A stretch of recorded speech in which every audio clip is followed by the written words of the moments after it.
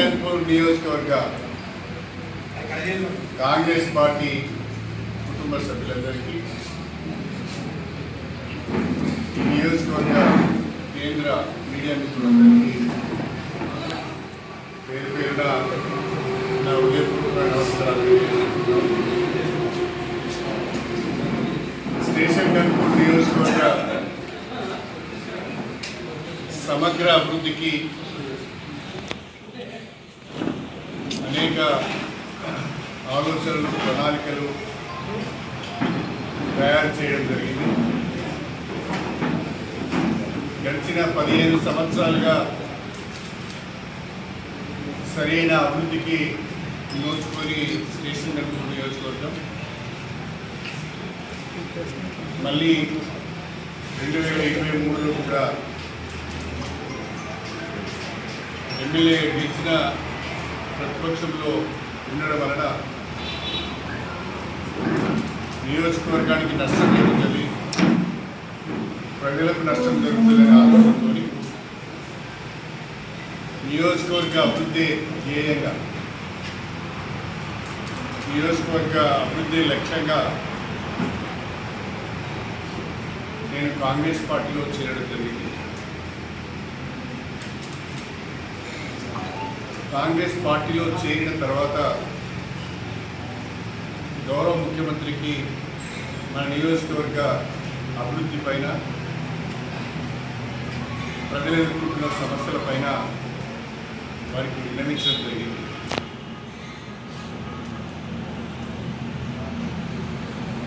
అభివృద్ధికి సంబంధించిన వివిధ పనులకు సంబంధించిన ఎస్టిమేట్స్ అన్ని కూడా సంబంధిత అధికారులతో తయారు చేయించి నిన్నటి రోజున గౌరవ ముఖ్యమంత్రి శ్రీ రేవంత్ రెడ్డి గారిని కలిసి అభివృద్ధికి సంబంధించిన ప్రతిపాదనలు అందజేయడం జరిగింది. ప్రధానంగా నియోజకవర్గ కేంద్రంలో 100 బెడ్ హాస్పిటల్ నిర్మాణం చేయాలని, పేద ప్రజలకు వైద్యాన్ని అందుబాటులోకి తీసుకురావాలని, దానికి అవసరమైన నిధులు మంజూరు చేస్తూ, స్టాఫ్ను కూడా మంజూరు చేస్తూ, ప్రస్తుతము ఆర్టీసీ అధీనంలో ఉన్న 4 ఎకరాల భూమిని హాస్పిటల్ నిర్మాణానికి కేటాయించాలని కూడా వినతి పత్రం అందజేయడం జరిగింది. అంతేకాకుండా జిల్లాల రీఆర్గనైజేషన్లో భాగంగా కొత్తగా జనగామ జిల్లా ఏర్పడడం, జనగామ జిల్లాలో భాగంగా గణపురం నియోజకవర్గ కేంద్రం ఒక రెవెన్యూ డివిజన్గా ఏర్పడింది.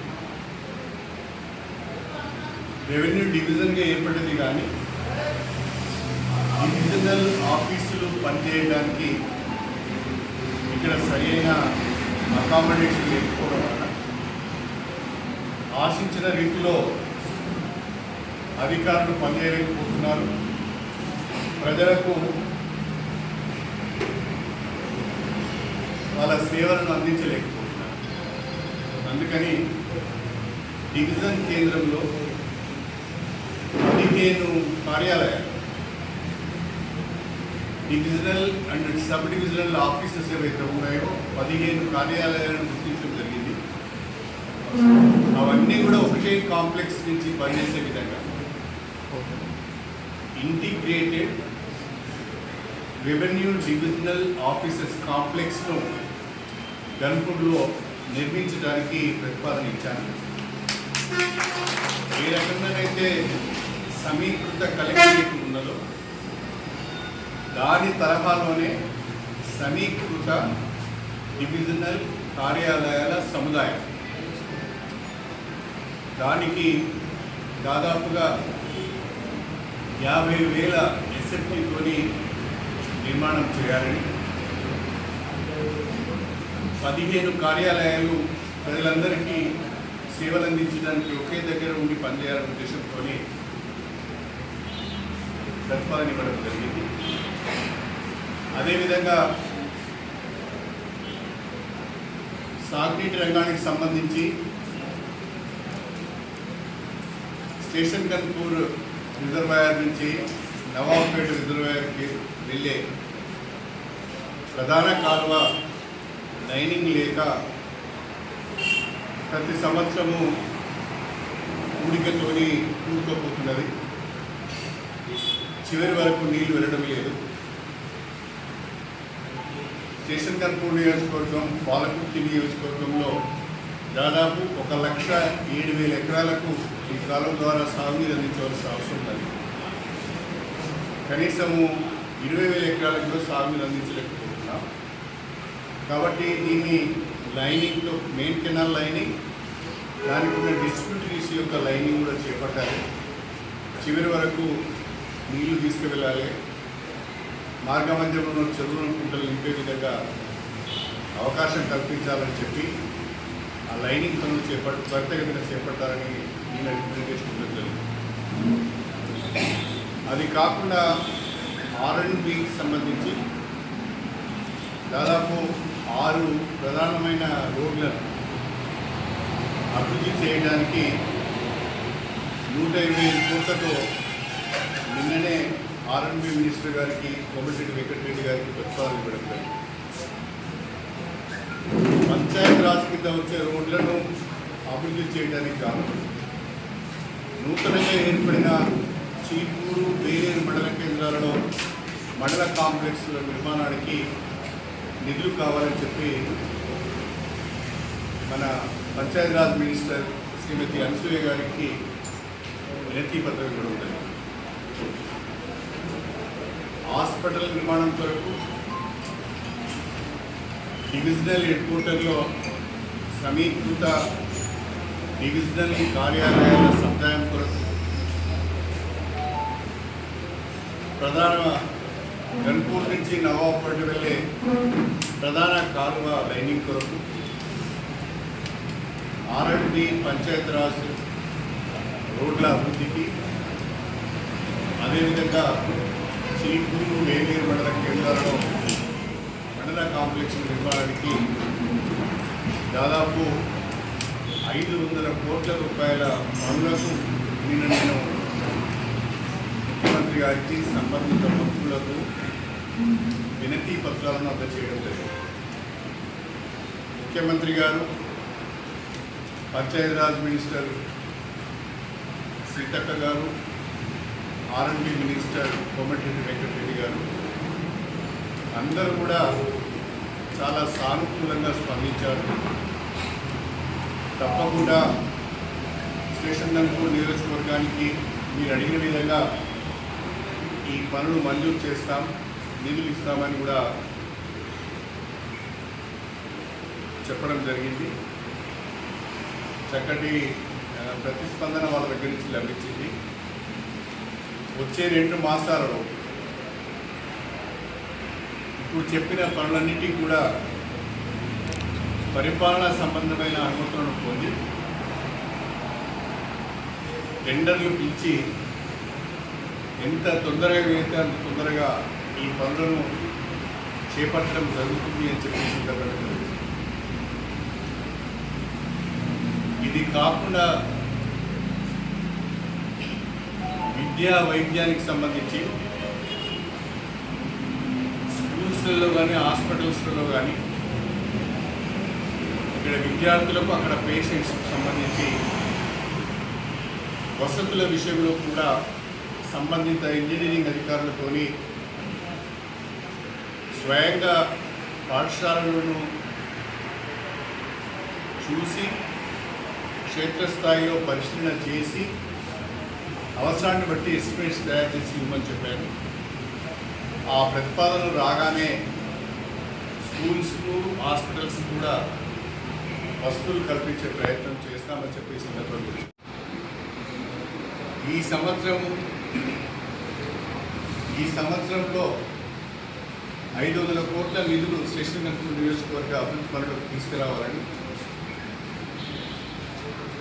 ఈ మొదటి సంవత్సరం ఈ పనులు ప్రారంభమైన తర్వాత మళ్ళీ దశల వారీగా మిగతా అభివృద్ధి కార్యక్రమాలన్నీ కూడా చేపట్టే విధంగా ప్రణాళిక రూపొందించుకోవడం జరిగింది అని చెప్పి నేను ఈ సందర్భంగా మీ అందరికీ సవినయంగా తెలియజేస్తాను. స్టేషన్ గన్పూర్ నియోజకవర్గ ప్రజలు చాలా గొప్ప అవకాశాన్ని ఇచ్చారు. ఆ అవకాశాన్ని సద్వినియోగం చేసుకొని వాళ్ళు ఆశించిన మేరకు కాకుండా కొంత మేరకైనా నిధులు సమీకరించి అభివృద్ధి కార్యక్రమాలు చేయాలనే సంకల్పంతో పనిచేయడం జరుగుతుంది. ప్రధానంగా అనేక రాజకీయ పార్టీలు, అనేక మంది వ్యక్తులు, సంస్థలు ఎవరెన్ని రకాలుగా మాట్లాడినా ఈనాడు రాష్ట్రంలో రేవంత్ రెడ్డి గారి ప్రభుత్వం ప్రజలకు ఇచ్చిన హామీలను నిలబెట్టుకోవడానికి ప్రయత్నం చేస్తున్నది. త్వరలోనే రుణమాఫీ, రైతు భరోసా రెండు కూడా అమలు అవుతాయని నమ్మకం నాకున్నది. రాష్ట్రంలో ఉన్న ప్రతిపక్ష పార్టీ, ప్రధానంగా భారతీయ జనతా పార్టీ కానీ భారత రాష్ట్ర సమితి కానీ రాష్ట్ర అభివృద్ధికి ఏమాత్రం కూడా సహకరించడం లేదు.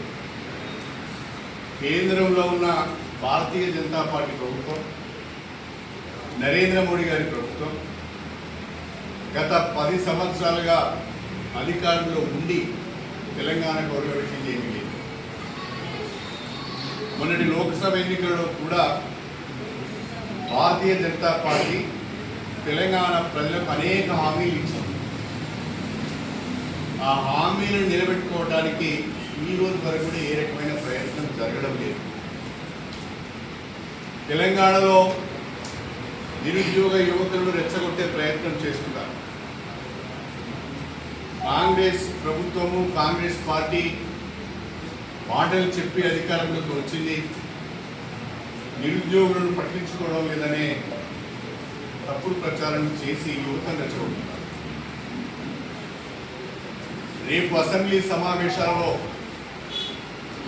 చర్చించి ప్రజలకిచ్చిన హామీ మేరకు రాష్ట్ర ప్రభుత్వం, ముఖ్యమంత్రి రేవంత్ రెడ్డి గారు జాబ్ క్యాలెండర్ని కూడా విడుదల చేయబోతున్నారని చెప్పి ఈ సందర్భంగా తెలియజేస్తారు.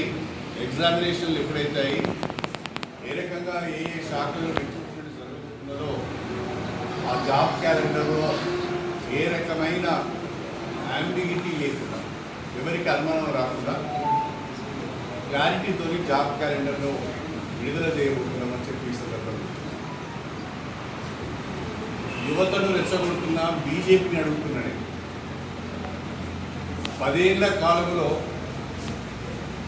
రాష్ట్రంలో ఒక్కరికైనా మీ ద్వారా, కేంద్ర ప్రభుత్వం ద్వారా ఉద్యోగం వచ్చిందా అని అడుగుతున్నారు. సంవత్సరానికి 2 కోట్ల ఉద్యోగాలు ఇస్తున్నారు. దాని గురించి ఎందుకు మాట్లాడడం లేదు మీరన్నాడు.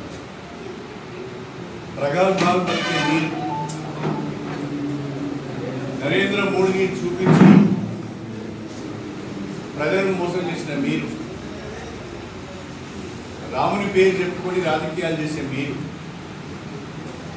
నిరుద్యోగ యువతకు చేసిన మేలు ఏంటి? నిరుద్యోగ సమస్యను పరిష్కరించడానికి దేశంలో మీరు ఎన్ని ఉద్యోగ ప్రకటనలు చేశారు? ఎన్ని లక్షల మందికి ఉద్యోగాలు ఇచ్చిందో దేశ ప్రజల భారతీయ జనతా పార్టీ సమాధానం చెప్పవలసిన అవసరం ఉంది. అదేవిధంగా అనునిత్యము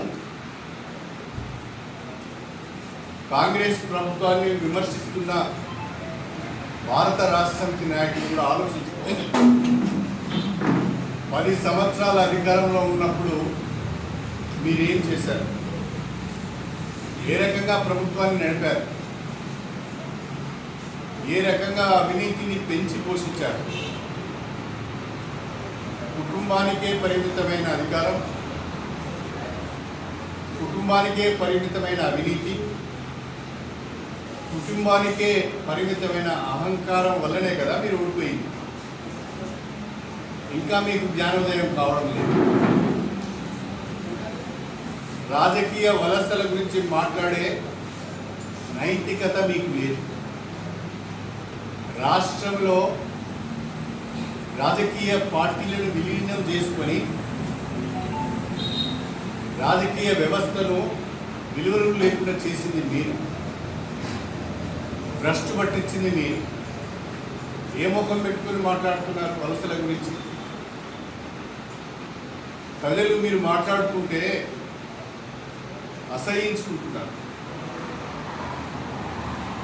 మీరు చేసినప్పుడేమో అది సంసారమైంది, వేరే వాళ్ళు చేస్తే అది వ్యభిచారమైంది. ఎందుకు ఈ ద్వంద్వనీతి?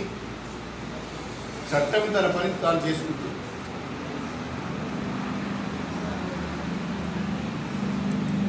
తప్పకుండా కోర్టులు వాటిపైన స్పందిస్తాయి, స్పీకర్లు వాటిపైన స్పందిస్తారు. రాజకీయ వలసల గురించి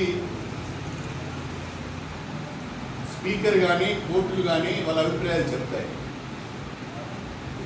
నాశనం పట్టించిన మీరు చివరికి ఏ ఒక్క రాజకీయ పార్టీ కూడా ప్రాతినిధ్యం లేకుండా అసెంబ్లీలో అన్ని పార్టీల ఎమ్మెల్యేలను విలీనం చేసుకొని ప్రతిపక్షాన్ని నోరు మోయించిన మీరు ఇప్పుడు పునీతులైనట్టుగా తప్పు చేయని వారుగా మాట్లాడుతున్నారు. ఇది చాలా దుర్మార్గం. గత 10 సంవత్సరాల బీఆర్ఎస్ పాలనలో అవినీతి విపరీతంగా పెరిగిపోయింది. ఆ అవినీతి అంతా ఒక కుటుంబానికే పరిమితమైంది. ఎవరి దుకాణం వాళ్ళే. కుటుంబంలో 5గురో 6గురో ఉంటే ఎవరి దుకాణం వాళ్ళే. శాఖలు పంచుకొని అవినీతి చేసింది.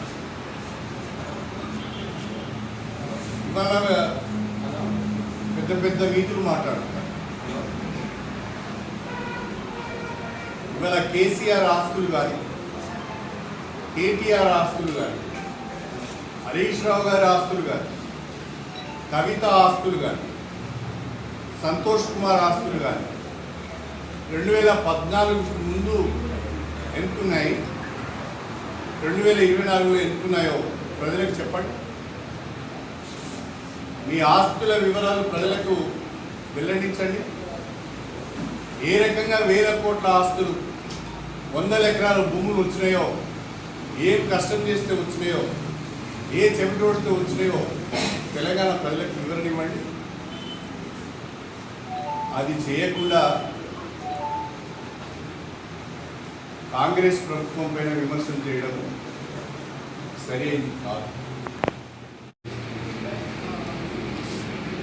ఏమాత్రం ఇంగిత జ్ఞానం ఉన్నా ప్రజల తీర్పును గౌరవించి కొన్ని రోజులు పార్టీ వివరాలపై దృష్టి పెడితే మంచిది. బీఆర్ఎస్ పార్టీ పేరు టీఆర్ఎస్గా మార్చాలని నేను ప్రతిపాదన పెడితే అవహేళన చేశారు. ఇవాళ వాళ్ళే అనుకుంటున్నారు టీఆర్ఎస్ పేరు బీఆర్ఎస్ పార్టీగా మార్చడం వల్ల నష్టం జరిగింది అని. మరి ఆ రోజు కడియం శ్రీని చెప్తే తలకెక్కలేదా? వద్దు, పదమే లేకుంటే నష్టం జరుగుతుందని చెప్పిన నేను సమావేశాలలో చెప్పిన, పట్టించుకోలేదు. అహంకారంతో విరవీగింది. అన్నీ మాకే తెలుసు అని మాట వ్యవహరించి దాని ఫలితం అనుభవిస్తున్నారు. కాబట్టి మీరు ముందు ఇంటిని చక్కబెట్టుకునే ప్రయత్నం చేయండి. మీ నాయకత్వం పైన నమ్మకం లేకనే ప్రజా సమస్యల పరిష్కారం కొరకు, నియోజకవర్గాల అభివృద్ధి కొరకు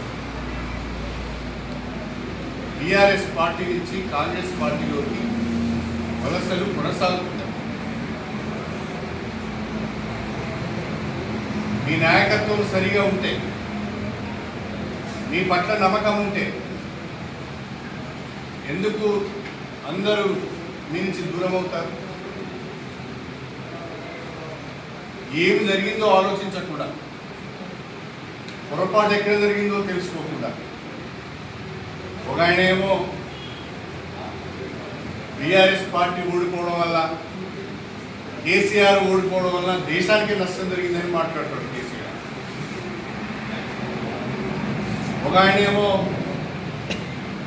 జగన్ గెలుస్తాడనుకున్నాము, ఇంత దారుణంగా దెబ్బతింటాడని అనుకోలేదు అని ఇంకో ఆయన అంటాడు. ఇంకో ఆయన ఏమో 14 సీట్లు వస్తాయి, ప్రధానమంత్రిగా మేము కూడా రేస్లో ఉంటామని చెప్తారు. నవ్వుకుంటున్నారు మీ ప్రకటన చూసి. ఎంత రాజకీయ భావ దరిద్రంలో మీరు కొట్టుమిట్టాడుతున్నారో దీన్ని బట్టి అర్థమవుతుంది. కనీస రాజకీయ అవగాహన లేకుండా మాట్లాడుతున్నారు. ప్రజలు నవ్వుకుంటున్నారు మీ ప్రకటనలు చూసి. ఇప్పటికైనా బుద్ధి తెచ్చుకొని, తప్పు తెలుసుకొని, పార్టీని పునర్నిర్మాణం చేసుకొని, వెంట ఉన్న నాయకులకు నమ్మకం కల్పించి ప్రజల విశ్వాసాన్ని పొందే ప్రయత్నం చేయాలి. లేకుంటే బీఆర్ఎస్ కనుమరుగు కావడం ఖాయం. కాంగ్రెస్ పార్టీ సోనియా గాంధీ నాయకత్వంలో, రాహుల్ గాంధీ నాయకత్వంలో, ముఖ్యమంత్రి రేవంత్ రెడ్డి గారి నాయకత్వంలో ఎప్పుడు స్థానిక సంస్థల ఎన్నికలు జరిగినా మెజార్టీ సీట్లలో గెలుపొందడం ఖాయం. లోకసభ ఎన్నికలలో బీజేపీకి ఓటేశారు, కానీ స్థానిక సంస్థల ఎన్నికలలో ప్రజలు కాంగ్రెస్ పార్టీకి పట్టం కట్టారు.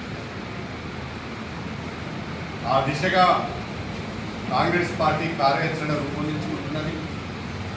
కాంగ్రెస్ పార్టీలో ఉన్న ప్రతి కార్యకర్త కూడా పార్టీని పటిష్టం చేయడానికి కష్టపడి పనిచేస్తున్నాడు.